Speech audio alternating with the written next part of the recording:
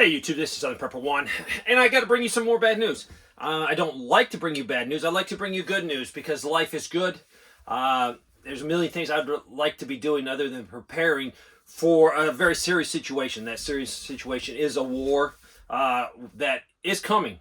I would love to be very optimistic and say, oh no, we're not going to do it. But no, the powers that be want a war, and we're moving right into that. And I don't think nothing's going to stop it. I think they're going to have to implement this before the elections, before possibly Trump gets elected, because he's going to put an end to this nonsense because it's crazy.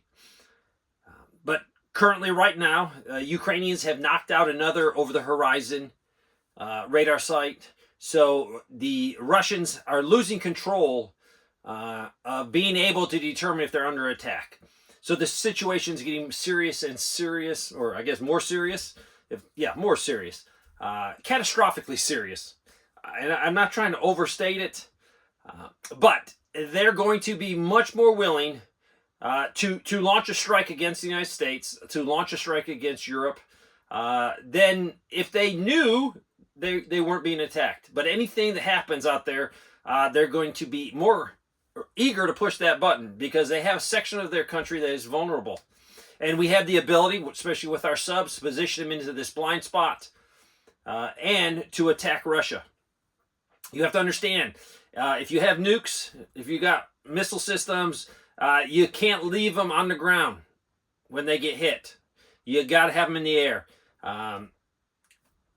They're very vulnerable. There's no other words to say. But it's like taking a wounded grizzly bear and cornering him in a cave and you standing in front of him. It's not going to end well for you or the grizzly bear. I have no idea why they're doing this. Russia was going to, they're having a tactical nuclear drill. And rumors were they might detonate a tactical nuclear weapon. Now, when you say tactical nuclear weapon, it's not a huge weapon. People hear nuclear weapon, oh no, radiation. It's not going to affect the United States. We're not over there. It's very small. But it would be a huge step. They're probably more inclined to do it now because they're being backed into a corner. Make no doubt, Russia and their leadership, militarily and Putin, will use nuclear weapons as part of their doctrine. If they fear their country is going to be attacked, or it doesn't have to be an attack by nuclear weapons. If they're going to be attacked and they're going to be in jeopardy, they will use nuclear weapons. They have a lot more than the United States. And it's easier for them to use them because they're there. They're right next door to Europe. So their logistical supply chain is in their favor. Also, I want to talk about our weapon systems. There's a lot of weapon systems that are not working properly to the point where the Ukrainians don't want them. And the world is saying, hey, that's not doing as good as we thought it was going to do. We're canceling orders. They're estimating that some of ours are only 10% accurate. And this is because of the GPS blocking, the GPS jamming, and the counter electronic measures that are being used against our sophisticated weapon systems. They're not working. And some aren't even working like they're supposed to be working. Their success rate is not good. And this is causing a problem because we rely on this to counter any threat in the United or in the world. I have talked firsthand to people who know even GPS is very vulnerable. It's being jammed. And that's how these sophisticated missiles and weapon systems are pinpoint accurate. Without good GPS data, it's just shooting blind. And we are shooting blind. Even knowing where you are, they have come up with a way to counter this.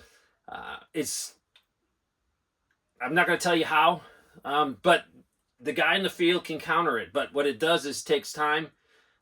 You only can do it one time in one location. And then if you move, you got to redo this process. And it's very inaccurate. You're basically using one satellite instead of 10 satellites, or how many now they use. It's a workaround, but it is not a good workaround. It's going to come down to some soldiers in the field not knowing exactly where they are, so that's why map reading Physical maps, compasses are going to be worth their weight in gold, so you can determine where you are. And then hopefully our guys or gals are trained good enough to use this so they can call for fire and do other things, fire missions. With technology coming, I mean, it's really coming along. When I was in, we knew how to do both very easily, very quickly. A compass to me was more important than GPS, because I know it's not going to fail me. I can look on the ground, I can see it, I can verify it. I loved using a compass. I hated using GPS because I don't trust those numbers that get spit out to me. I like looking at a map. Now, what we did both. Use GPS, use a map, verify that both are working together, everything's accurate, and that's the best way of doing it. So, our weapon systems are not going to work like they're supposed to. Also, I want to talk about the level of armaments that the Russians putting out. 3 to 4 times what NATO is. That's the United States and NATO combined. So, if this thing turns into a slugfest where you eliminated a lot of electronics and you can't use your sophisticated equipment, it's going to turn into a slugfest with 155s, with artillery, just pounding each other. And as you know, we're very, very short, critically short. We wouldn't last a week or two if we were in a full-scale war. We would run out of artillery shells. Literally run out of artillery shells. If this conflict started also with China and Taiwan, in North Korea, if things flared up other places, we would be out of ammo very soon, and that is the big ammo. We have plenty of 5.56 and 7.62, but you don't win wars with that. If you have that and only that, you will get slaughtered. So the Russians are bringing a lot of equipment out of storage that they used in World War II. And the Western media, I've seen so many articles of just lambasting them as, oh, these Russians, they don't have anything. They're proving to be very successful. Even older tanks can be put into a fixed position, dug in, and you have a mobile artillery piece. Also taking some of these older tanks and putting, I guess, like a turtle shell over it. And they're very successful in countering drone attacks. The shell looks like a carport, metal carport over the tank or over the armored vehicle. And it's being successfully used to keep from being destroyed. Now, it does cut down on visibility, cuts down on the ability to maneuver it, but you still survive on the battlefield, and you can inflict pain on the enemy. And that's the whole thing, survive on the battlefield, so you can do something. So, Korea launched a missile or a satellite, something today. So the hot spots in the world are getting hotter. More European countries or countries of NATO are calling for setting up an air defense system to protect certain parts of Ukraine. That's just another step for us to get involved. Other countries are saying, hey, we might need to send our troops to Ukraine if all of a sudden the Russians make a dash for Kiev. And this is going to happen. They are just moving through the Ukrainians' defenses, and as soon as you get through their main defense, Ukraine wasted money, did not build proper supplementary and tertiary lines of defense. This is common. You can do a defense in depth where you might have 5, 10, 15 miles of defensive positions. So that gives your ability of your guys on the front line, if they are going to get overwhelmed, you fall back to your next position. And this slows the advance of the enemy down. It's much better to fight from a fortified position. I've been there. Fortified positions are great. It's necessary. And we could see in Europe another World War I scenario where we both hit each other and eventually we go into a trench-style warfare. Russia has been known to make very effective trench systems. I was watching a documentary on Korea, and it showed later in the war where there's a stalemate that the communist Chinese were there assisting, and they were building very nice fortifications. We, on the other hand, on our side, did not make those fortifications. We relied on a massive amount of firepower to counter that. So we did dig trenches.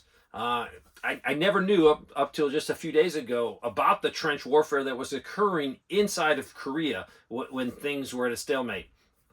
But the U.S. didn't rely on those. We dug trenches, but we didn't pour the concrete, the steel, and all the other stuff into it. We relied on massive artillery to counter their attack. Coming up in another war, we don't have that massive artillery. It's not there. We do not have the production in the United States. I've talked to some people that work for a couple big defense contractors, and they say it's not there. They cannot just, turn on a switch and we're pumping out stuff. They say they were very surprised how long it's taking for simple things to be done, just to find material, find components, electronic pieces, to ramp up production. And they said the problem is a lot of the new engineers don't understand some of these older things. So they actually had to bring in some of the retirees, engineers, to help things get pushed forward. So, not trying to scare you, but the world, unless there is a direct, I believe, divine intervention from the Lord Jesus Christ, we will have another war. It will be a third world war. It could turn nuclear very fast. It is going to be catastrophic. But the powers that be want this war for some reason. Like I said before in many videos, I believe it's the direct result of the Federal Reserve note going to be worth nothing, the petrodollar not going to be there, and they're trying to save the American empire. I think the BRICS nation is going to take over, and we're going to have a worse situation in the United States. We already have really rampant inflation. The government numbers are all wrong. And I find it very interesting that I was watching some of the Trump rallies, some of the people interviewed that were there, and they were black people. And some of them were Democrats. And they were saying, we're not voting Democrat, we're going to vote for Trump. Because under Trump, we, as inner city poor black people, were better off. Now, under Biden, he's not doing anything for us. And it's hard to feed our family, pay the rent. And it's very true.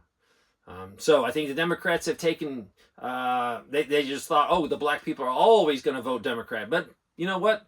Black people are going to vote who takes care of them or who they think is going to help the country the best. And under Trump, very low inflation, much better. Trump's not perfect. I'm not defending everything he does.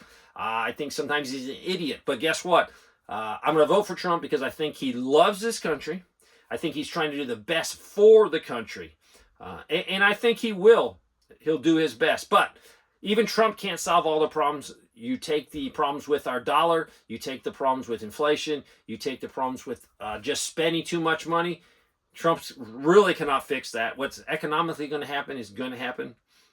But lots of bad news today. Lots of terrible news. I'm watching it. And from my background as a military guy, the world is preparing. There's a lot of logistical things going on with countries in Europe trying to get ready for a conflict because everyone in Europe has been sitting on their butt because they have relied on the United States. But I wish we wouldn't have to be in Europe. I wish we could pull out of Europe and say, Europe, you're on your own. You solve your own Ukrainian problem. You solve your own Russian problem. We're going to come back to the United States and protect our homeland. The homeland is very, very vulnerable. There is major sleeper cells being pushed into this country. 20 years ago, it was harder to put sleeper cells inside the United States. It's very possible to do it. Yes. Today, it is walk across the border. And when you get here, the government will pay you. The government will give you a phone. The government will give you housing.